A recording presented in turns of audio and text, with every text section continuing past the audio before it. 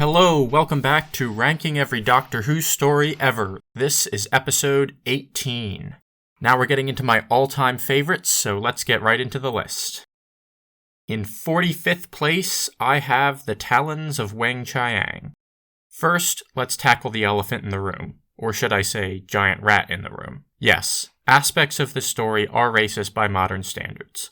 I do think we should keep in mind, though, that the UK did not have the same history of minstrel shows that the USA did, so the notion of actors playing characters of another race didn't have the same problematic history in the UK as it did in the US. Furthermore, the UK isn't nearly as diverse as the US, especially in the 1970s, so they simply had a much smaller pool of non-white actors to choose from than an American production would. With this in mind, I don't think the story should be judged too harshly for having a white actor play Chang. That being said, other aspects of the story, such as the Doctor not challenging racist attitudes towards Chinese people, are less excusable and push this story down in the rankings. However, other than that, this story is near perfection. The atmosphere is incredible, the plot is interesting, there are some tense and even disturbing moments, Magnus makes for an intriguing villain, Leela's behavior as she tries to fit into Victorian England is well written and hilarious, Jago and Lightfoot are of course delightful supporting characters, and Tom Baker is at the top of his game, as usual. In 44th place, I have The Five Doctors. While the actual plot of this story is not the greatest thing ever, it's not bad, and the twist of what immortality really meant made for a nice conclusion. But regardless, this story is simply a ton of nostalgic fun. Seeing Troughton, Pertwee, Courtney, Sladen, and Ford back was great, and appearances by several iconic monsters added to the nostalgic feel. Furthermore, Ainley gives one of his best performances as the Master in this story. It's great seeing him not in some goofy disguise. The only real letdown in this story was that there wasn't enough interaction between the Doctors, but the scenes where they do interact are fantastic. Also, it has one of the best final lines in the show's history. In 43rd place, I have The Daleks. This epic 7-episode story lives up to the task of introducing the show's most famous enemy. The first episode sets the mood perfectly with the eerie, petrified forest, and the subsequent capture, escape, and mission with the Thals all manage to keep this lengthy story interesting throughout. The death of Antidus might not seem that significant to a modern viewer, but it's actually one of the more emotional deaths of the early classic show. The only real problem I had with this story is that it set up some limits on the Daleks that are abandoned later on, such as their need for radiation and static. However, it's not really fair to hold it against this story, as the writers had no idea that the Daleks would become so popular. Some people say that this story is only well regarded because it introduces a famous villain, but I believe it's a genuinely fantastic story, and comes closer to justifying its 7-episode length than most of the other stories of the same length.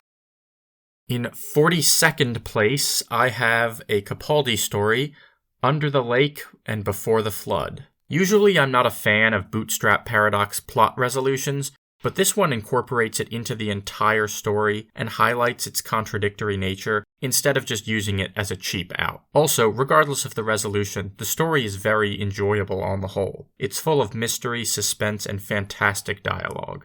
Also, all of the main supporting characters are quite good.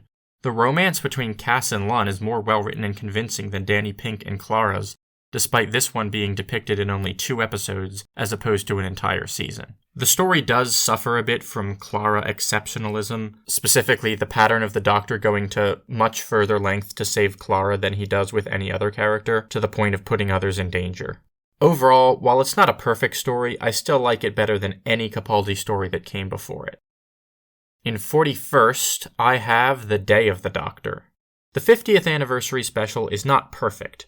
It's a bit slow in the beginning, there are some missed opportunities for cameos, like Ian Chesterton at Coal Hill, and the resolution to the Zygon stuff is glossed over a bit. However, it still does a great job of celebrating 50 years of the show. For starters, everyone in the primary cast is fantastic. Having multiple Doctors is always exciting, and while I'd have preferred McGann or Eccleston, John Hurt was a nice alternative. The last 15 minutes or so are rife with fantastic moments. Cameos from all past Doctors, and even a future one. The War Doctor's regeneration, so no other writers can get tricky and try to add in another regeneration later on. And, of course, the scene with Tom Baker. It's also a satisfying conclusion to the Time War arc that had existed since the show's revival. And everything not covered in this story was covered in the fantastic Five-ish Doctors reboot, so when taken together, the 50th anniversary feels complete.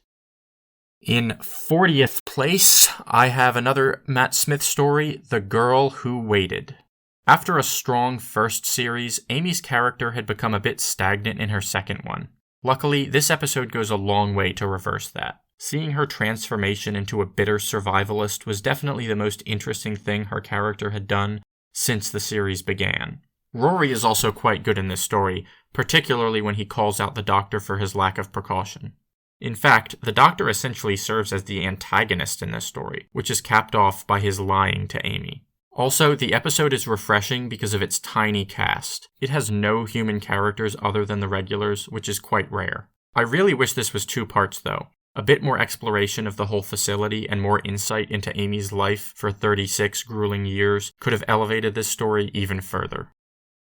In 39th place, I have Horror of Fang Rock. This actually used to be my favorite story when I was a kid. Upon rewatching, I still hold it in high regard. The atmosphere is perfectly conveyed, the story is tense and well-paced, the portrayal of the Rootons adds a missing piece to Doctor Who lore, and Leela's lines, particularly when dealing with Adelaide, are fantastic. Ultimately, due to the fact that it isn't quite as powerful as something like Genesis of the Daleks or the Silurians, I no longer consider it my favorite story, but it's still great. In 38th place, I have Earthshock. It would be misleading to call this story up and down. Perhaps a better way to put it would be up and slightly less up. What I mean is, while the entirety of the story is quite good, the first and last episodes are noticeably better than the middle 2. The first episode is full of suspense and terror. The people screaming and disappearing from the scanner one by one is quite an unsettling sequence, and the androids have a perfect design which reflects their emotionlessness and ruthlessness. Furthermore, the cliffhanger is one of the show's best, especially when you consider that the return of the Cybermen was kept secret for the initial broadcast. In the middle part of the story, things slow down a bit, although it is still a good story. However, once episode 4 begins, the serial returns to being an all-time great.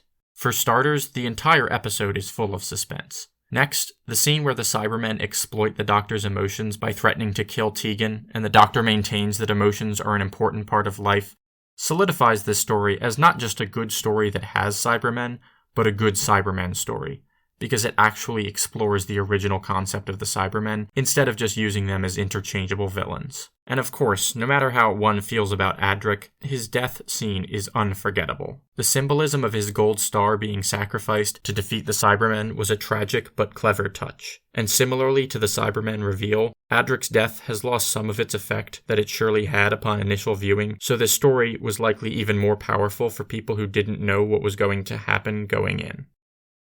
In 37th place, we're going all the way back to the First Doctor's era with the Romans. This is a fairly rare instance where having a large TARDIS crew not only works, but actually makes the story better.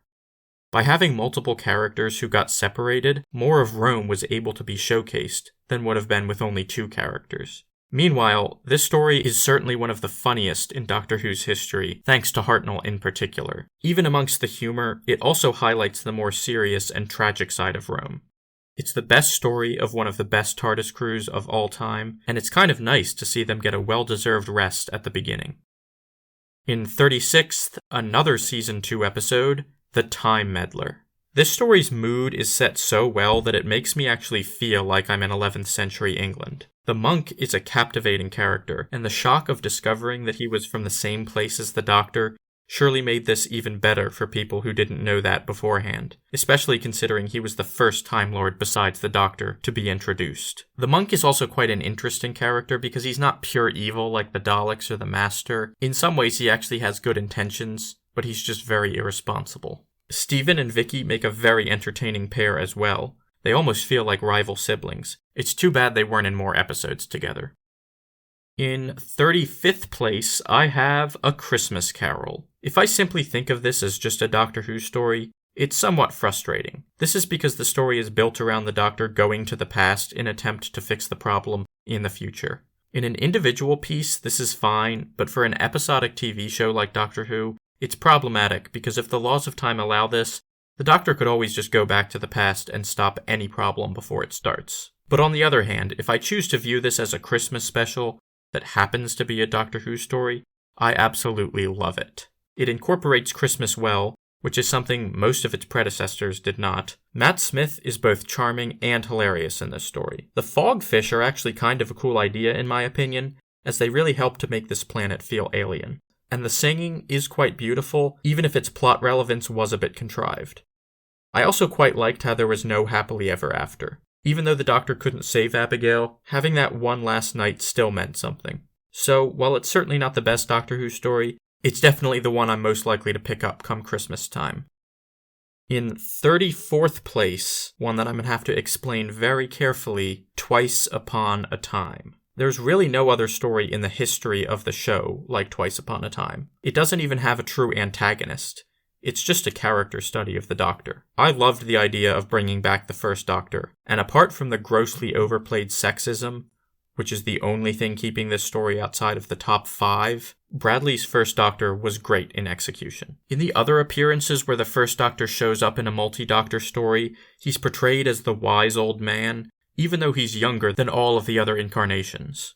This story highlights his youthfulness by showing his fear of regeneration, which added another layer to the first Doctor's character over 50 years later. In fact, it filled a pretty huge gap in the first Doctor's story, as his regeneration is sudden and mostly unexplained in the 10th Planet. Even though the previous story perhaps would have worked a little better as Capaldi's exit story, this is still a good substitute. We get to see the weariness he feels that explains his reluctance to regenerate, and a great monologue prior to his regeneration.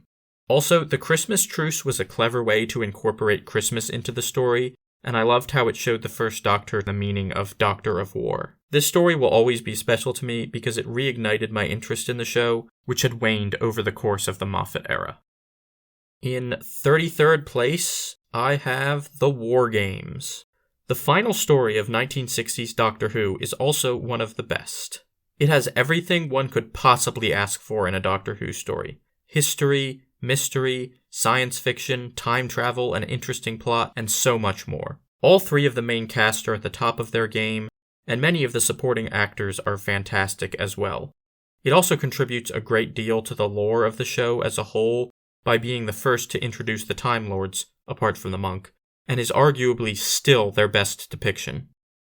While the story is a bit long, and the middle gets repetitive with all of the capturing and escaping, it manages to stay interesting throughout, because the viewer learns a little bit more of what is going on each episode. Lastly, it serves as a perfect farewell to the second Doctor, and provides a heartbreaking goodbye to Jamie and Zoe. In 32nd place, I have The Face of Evil. Before this story, the last time a Doctor met a companion through some way other than unit was the Wheel in Space. Similarly, Leela is the first companion not from contemporary Earth since Zoe.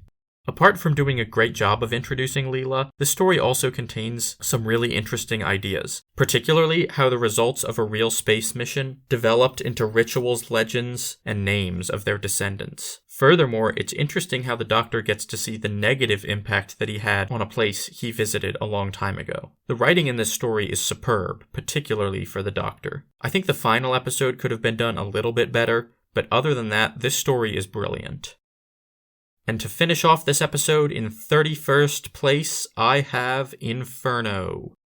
While Inferno is not the most original story of all time, and the character of Stallman is just another iteration of the overbearing commander that won't take advice from anyone trope, there's still a ton I love about this story. The special effects, particularly the sound effects, are great and add a lot to the story.